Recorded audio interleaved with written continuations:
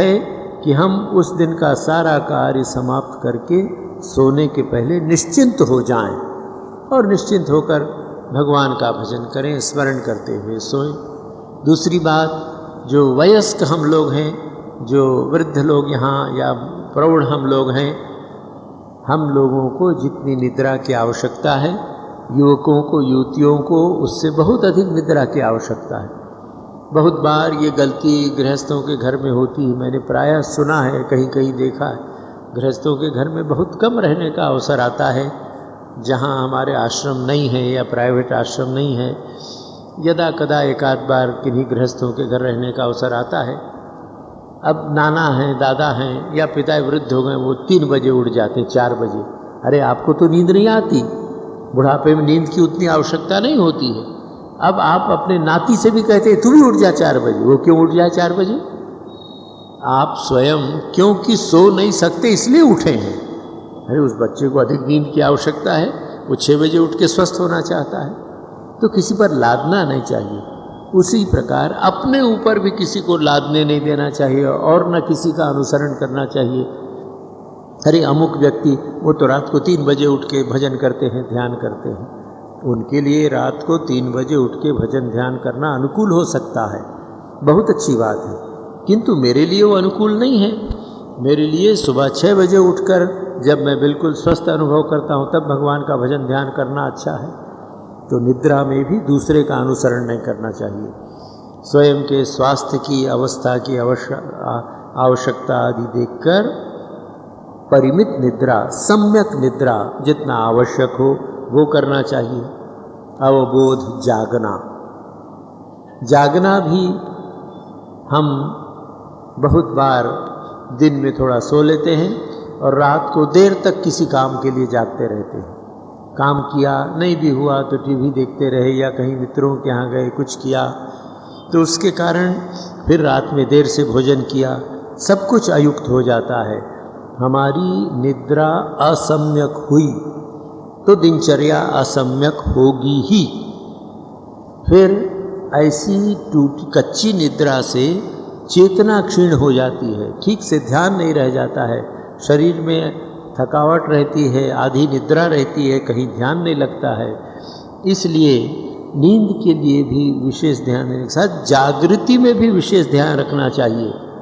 नींद के मूल्य पर नहीं जागना चाहिए, अति निद्रा से बचना चाहिए, ये तो ठीक है, पर ये अति निद्रा भी प्रत्येक व्यक्ति को स्वयं निश्चय करना पड़ेगा। एक शब्द में सब प्रकार की अतियों से बचना चाहिए और मध्यम मार्ग का अनुसरण करना चाहिए। यही इस श्लोक का तात्पर्य है।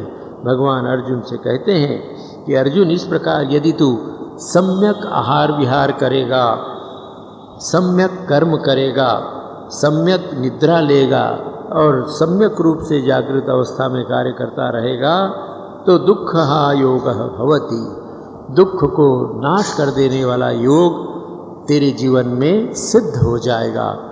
तो योगी को या आध्यात्मिक व्यक्ति को, आध्यात्मिक साधक साधिका को अपनी दिनचर्या संयत रखनी चाहिए, सम्यक रखनी चाहिए। और ये सम्यक या संयत होना प्रत्येक व्यक्ति के अलग अलग परिस्थितियों आदि पर निर्भर है। अब 18वें अध्याय में, 6वें अध्याय के 18वें श्लोक में भगवान कहते हैं, यदा विनियतं चित्तम आत्मन्नेवावतिष्ठते निष्प्रिय सर्वकामेभ्यो युक्त इत्युच्यते तदा। व्यक्ति कब युक्त या योगी कहा जाता है?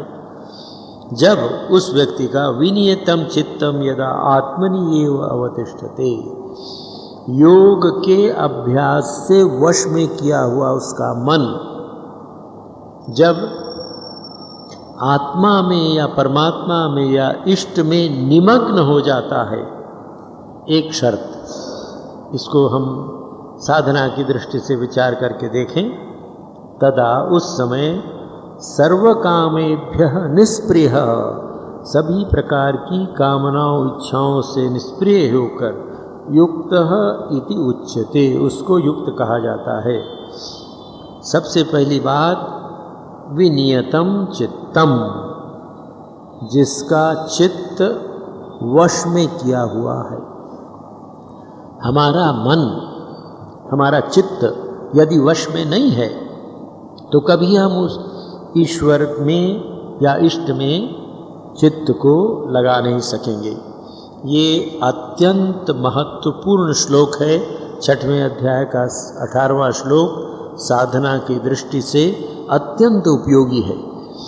भगवान ने शर्त लगाई कि विनियतम चित्तम, तुम्हारा चित्त तुम्हारे वश में होना चाहिए। अच्छा, वश में होना चाहिए, तभी कैसे होगा? फिर उस चित्त को भगवान में लगाते हैं तो भगवान ने एक शर्त बताई, निष्प्रियः सर्व कामेभ्यः। ये दोनों एक दूसरे से जुड़े हुए हैं। जब तक हमारा मन, हमारा चित्त सर्व कामेभ्यः, सभी प्रकार की कामनाओं के प्रति निष्प्रिय नहीं होगा, आसक्ति का त्याग नहीं करेगा, आकर्षण का त्याग नहीं करेगा, तब तक हम विनियत चित्त हो नहीं सकते। हमारा मन किसी प्रकार हमारे वश में हो नहीं सकता। मन अवश क्यों होता है? हमारे वश के बाहर क्यों रहता है? मन हमारे वश के बाहर इसीलिए होता है कि हमने मन को कामनाओं के पीछे छोड़ रखा है। यहाँ अब मनोवैज्ञानिक दृष्टि से थोड़ा विचार करके देखें। हमारे जीवन में हमारा मन कब हमारी सीमा के बाहर चला जाता है, हमारे नियंत्रण के, हमारे कंट्रोल के बाहर चला जाता है? जब वो कामनाओं से निष्प्रिय नहीं रहता है। आप विचार करके देखें, जब जब हमारा मन कामनाओं के पीछे जाता है, कामनाओं के पीछे भागता है, तब तब हमारा मन हमारे वश में नहीं रहता है। यहाँ आत्मनिरीक्षण के द्वारा एक तत्व हम पाते हैं। आप हम सब जो लोग आत्मनिरीक्षण का अभ्यास करते हैं, अपने मन को देखते हैं, उनको ये बात एकदम स्पष्ट समझ में आ जाएगी। उसका कारण भी समझ में आ जाएगा कि हमारा चित्त वश में क्यों नहीं है, कहाँ कहाँ भागता है। वो कहाँ भागता है? जहाँ हमारे मन को, हमारे चित्त को सुख की आशा है, वहीं जाता है। हमारी पहचान है ये, बिल्कुल अटल पहचान है। इसको ठीक से जान कर रखना चाहिए।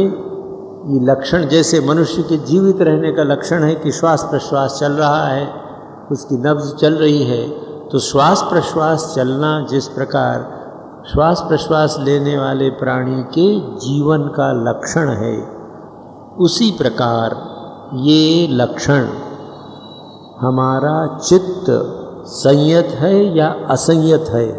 हम आध्यात्मिक साधक हैं या संसारी पुरुष हैं, पुरुष स्त्री दोनों, हम संसारी व्यक्ति हैं या परमार्थ व्यक्ति हैं। उसकी एकमात्र पहचान है हमारा मन कहाँ लगता है, और इसको दूसरा कोई नहीं बता सकता है। आपको, मुझको, सबको व्यक्तिगत निर्णय करना पड़ेगा। इस समय मुझे देखना पड़ेगा मेरा मन कहाँ लग रहा है, आपको देखना पड़ेगा आपका मन कहाँ लग रहा है। जहाँ हमारा मन लग रहा है वहीं हमारी चेतना है, वहीं हमारा चित्त है, और इसलिए हमारा चित्त उसी में लगा हुआ है। यदि हमारे मन में संसार का चिंतन है तो निश्चित रूप से हम परमार्थ से विरत है। बैठे होंगे यहाँ, मैं प्रवचन कर रहा हूँ आप लोगों की सेवा में, किंतु यदि मेरा मन परमार्थ से हटकर प्रपंच में लगा है तो ये प्रवचन मेरे लिए कोई उपयोगी नहीं होगा। एक जैसे लोग 10 काम करते हैं उसी प्रकार का एक कार्य हो जाएगा।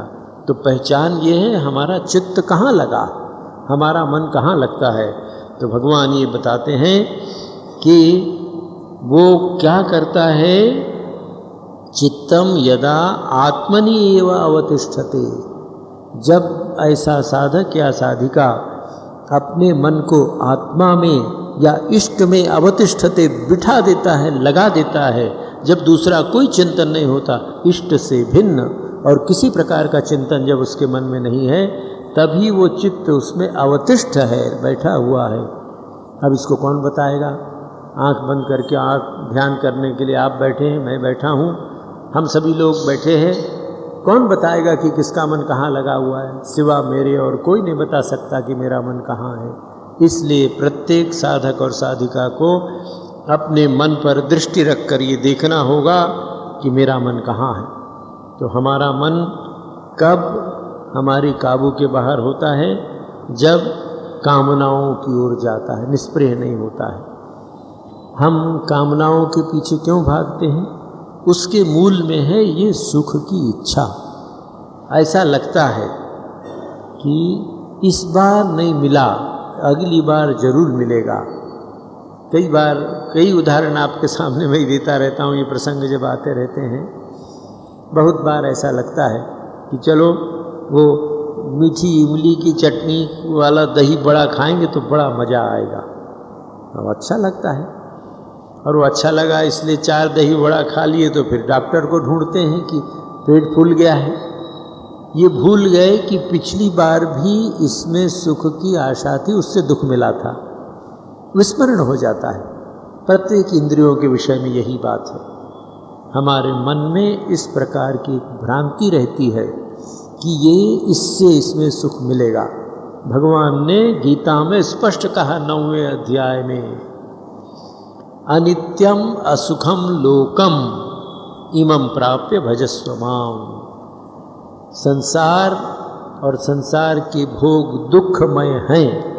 जब तक इस बात की अनुभूति नहीं होगी, शब्दों से सुनना तो बहुत अच्छा है, मुझे भी अच्छा लगता है बोलने में, आप लोगों को भी सुनने में कदाचित अच्छा लगता हो, किंतु संसार दुखमय है ये मुंह से कहते हुए मन में एकदम भरा हुआ है कि संसार सुखमय ही है। इसलिए सारी योजना व्यवस्था ऐसी की जाए, अरे इस बार नहीं हुआ तो अगली बार जरूर इसमें सुख मिलेगा। तो ये जो भ्रांति हमारे मन में है कि संसार से और संसार में सुख मिलेगा, जब तक ये कामना, ये इच्छा हमारे मन में ये भ्रांति है, हमारा चित्त कभी संयत नहीं हो सकता, विनियत हो नहीं सकता। तो क्या करें? संसार को छोड़ दें, छोड़ के बाबाजी हो जाए। संसार को छोड़ के जाएंगे कहाँ? हम लोग संसार के बाहर हैं, हम भी संसार में रहते हैं। संसार छोड़ने का एक ही अर्थ है, एक ही तात्पर्य है, संसार की प्रकृति को समझ लेना और प्रकृति को समझकर उससे विरत हो जाना कि भाई कुछ भी करो, अंत में ये संसार दुख का ही कारण है। इसलिए इस संसार के दुख का लाभ ले लें, अनुभव ले लें। क्या ले लें? अनुभव यही कर लें, इसके दुख के विषय में विचार करें, इसके दुख के विषय में सतत विचार करना चाहिए और अपने अनुभव से विचार करना चाहिए। भगवान हमको बताते हैं 13वें अध्याय की एक आध बात आपको बताऊं कि भगवान हमसे कहते हैं कि अर्जुन से भगवान कह रहे हैं कि हे अर्जुन, देख कि तू अगर संसार में सुख चाहता है तो असक्तिर अल्पस्वंगः पुत्रदार गृहादिषु नित्यं च समचित्तत्वमिष्टानिष्टोपपत्तिषु इंद्रियार्थेषु वैराग्यम अनहंकार एव च जन्म मृत्यु जरा व्याधि दुख दोष अनुदर्शनम।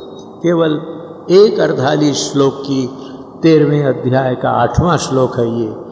भगवान उसका उपाय बता रहे हैं कि संसार में तुम्हारा मन भटक रहा है, बार बार आज तक जीवन में हजारों लाखों प्रकार के सुखों का अनुभव इस रूप में किया कि इंद्रिय और विषयों के संयोग से सुख मिलेगा, पर परिणाम दुख ही मिला।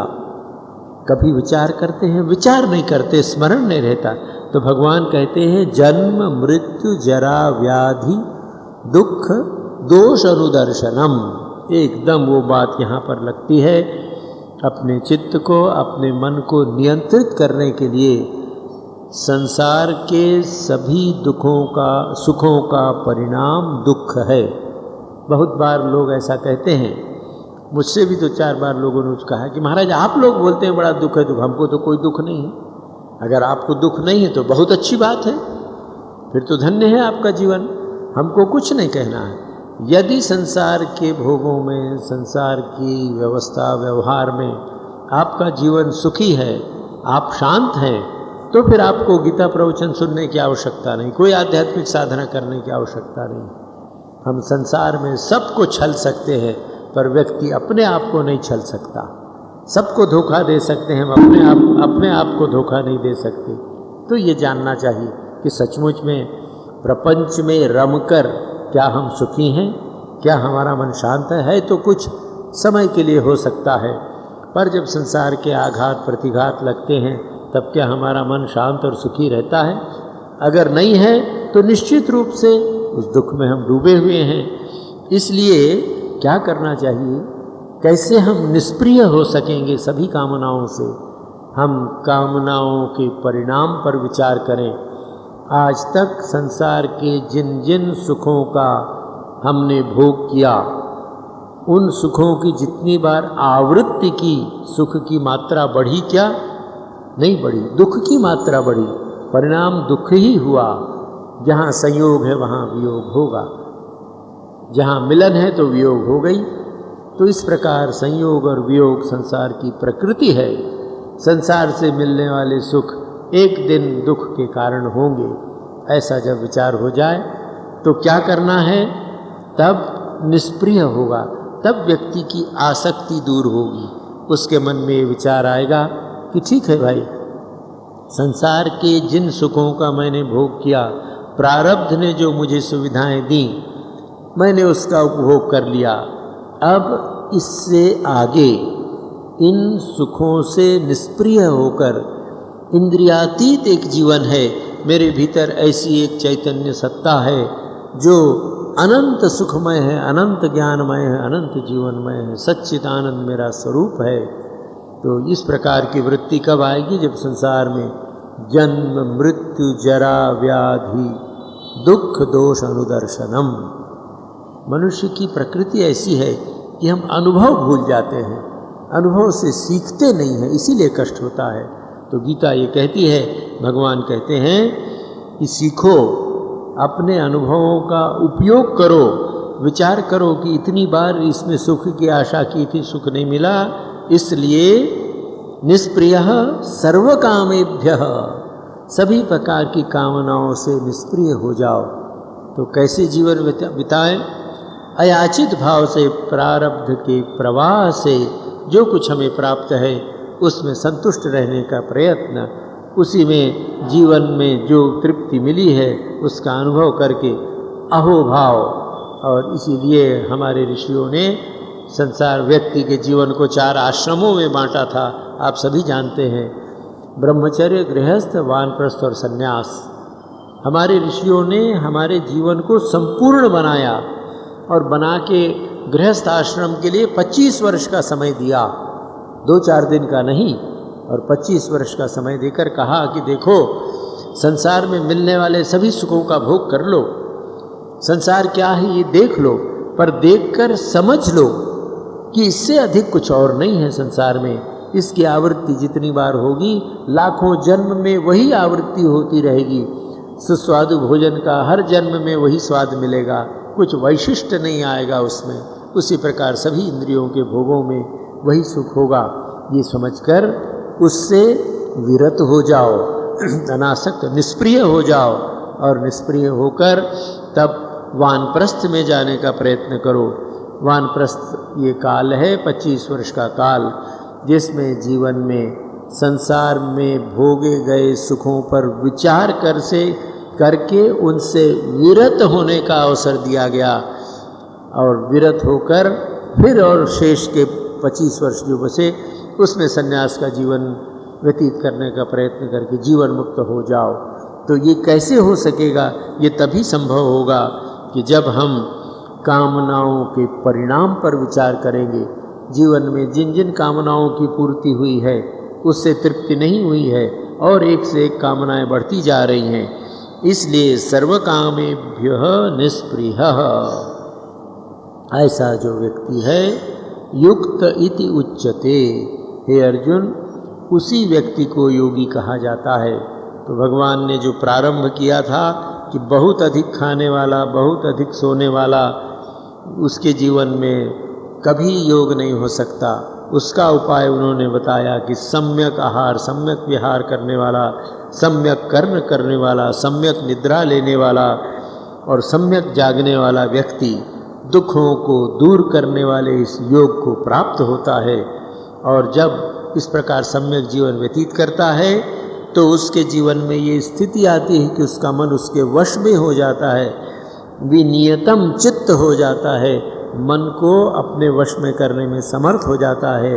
और तब ऐसा व्यक्ति इस अपने वश में किए हुए मन को ईश्वर में, अपने इष्ट में नियोजित कर देता है और साथ ही साथ सभी प्रकार की कामनाओं से, वासनाओं से अनासक्त हो जाता है, कोई स्पृहा नहीं रहती। तब उसको, तदा उस समय उसको योगी कहा जाता है। ये मापदंड है भगवान ने आपके हमारे लिए बनाया है। इस मापदंड पर जब हम विचार करेंगे तो हम अपने आप को पहचान सकेंगे, देख सकेंगे। और भगवान अब उसके लक्षण बता रहे हैं 19वें श्लोक में कि देखो, यथा दीपो निवातस्थो नेंगते सोपमा स्मृता योगिनो यथचित्तस्य युञ्जतो योगमात्मनः।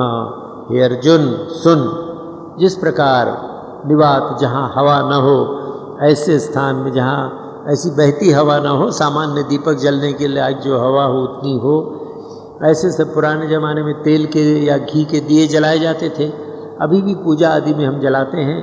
तो जब हवा नहीं होती सामान्य, तो हमारा दीपक का लौ बिल्कुल हिलता नहीं है, स्थिर रहता है। उसी प्रकार ऐसा जो योगी है जिसका ऊपर वर्णन भगवान ने किया, उस योगी का चित्त या उस योगी का मन ऐसा हो जाता है कि उसकी उपमा उस दीपक के लौ से दी गई है। भगवान आदि शंकराचार्य तेल की धारा से तैल धारावत, एक पात्र से दूसरे पात्र में जब हम तेल डालते हैं तो लगता है बिल्कुल सॉलिड हो, ठोस हो, उसमें इधर उधर विचलन नहीं दिखती है। तो तैल धारावत या जहाँ निवात स्थान में दीपक की लौ जैसे स्थिर रहती है, वैसा उस योगी का मन हो जाता है। इसकी पहचान भी हमें छोड़कर दूसरा कोई नहीं कर सकता। मेरा मन कहाँ लगा है, स्थिर है कि अस्थिर है, चंचल है। अब दीपक की ज्योति के लिए हवा जो काम करती है उसको हिला देती है। योगी के या साधक के चित्त को हिलाने वाली कोई चीज़ है तो इच्छा, वासनाएं, कामनाएं। स्वामी विवेकानंद एक जगह कहते हैं कि डिज़ायरलेसनेस इज गॉडलीनेस। यदि संपूर्ण इच्छाओं से तुम रहित हो सको तो तुम ईश्वर को प्राप्त कर लोगे, वही ईश्वर है।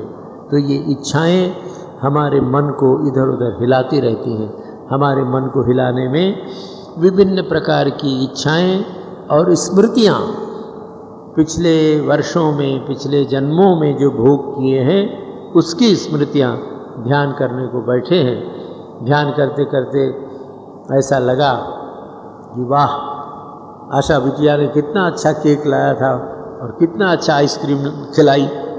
तो आशा बिटिया हमारी आश्रम की कन्या पुत्री हो, अपने साधु भाइयों के लिए मुझे भी खिलाती देती रहती है। अब देखिए, बहुत अच्छा था, उसने अच्छा केक बनाया, अच्छा आइसक्रीम खिलाया। तो जब आइसक्रीम केक खा लिया, उसके साथ वो समाप्त हो जाना चाहिए, वो वृत्ति समाप्ति खा लिया। पर जब ध्यान करने बैठी, उसकी स्मृति अगर आई, वही भोग की स्मृति, स्वाद की, यहाँ बहुत अच्छा था, बहुत स्वादिष्ट था, तो उसको बता दिया बिटिया को बहुत अच्छा है, पर उसके बाद तो उसको भूल जाना चाहिए। तो हमारे जीवन में ये जो हिलता है चित्त हमारा, ये हवा क्या है? हमारी भूतकाल की स्मृतियाँ, भविष्य की कल्पनाएं, और इन सब के मूल में है वर्तमान की इच्छाएं। विभिन्न प्रकार की इच्छाएं आंदोलित करती रहती है। जब तक इच्छा रूपी वायु चलती रहेगी, हमारे मन का एकाग्रता रूपी लव हिलता ही रहेगा। कभी भी वो निवात दीप शिखा के समान नहीं हो सकेगा। इसलिए फिर घूम फिर के वही बात आई कि अपनी इच्छाओं को त्यागना पड़ेगा। धीरे धीरे धीरे करके उसकी व्यर्थता को समझने पड़ेगा। इच्छाओं की पूर्ति करने के पश्चात पूर्ण विराम लगाना जाना पड़ेगा कि हो गया, प्रारब्ध से जो कुछ मिला उसका भोग कर लिया और उसके पश्चात समाप्त, मन पर उसका कोई संस्कार न हो, ये अनासक्त निष्प्रिय चित्त से भोग करने पर ही ऐसा हो सकेगा। गीता कहती है ये संभव है। सभी महापुरुषों का जीवन हमें बताता है कि ये संभव है। इसके बाद की चर्चा आगामी रविवार होगी। आगामी रविवार भी आप लोगों की सेवा में मैं उपस्थित रहूँगा। आप सब सादर आमंत्रित हैं। अखबार में समाचार आए या ना आए, रविवार को यहाँ सत्संग होगा ही। मैं रहूँगा तो मैं आप लोगों की सेवा में ये शब्दांजलि अर्पित करता रहूँगा। मैं नहीं रहूँगा तो दूसरे कोई राजेंद्र तिवारी जी और कोई आपकी सेवा में रहेंगे। तो प्रत्येक रविवार को 5:30 बजे संध्या ये प्रवचन का कार्यक्रम होता रहेगा। आप सब उसमें सादर आमंत्रित हैं। आइए भगवान का स्मरण करके शांत करें। ओम शांति शांति शांति। हरि ओम तत्सत्। श्री राम कृष्णार्पणमस्तु।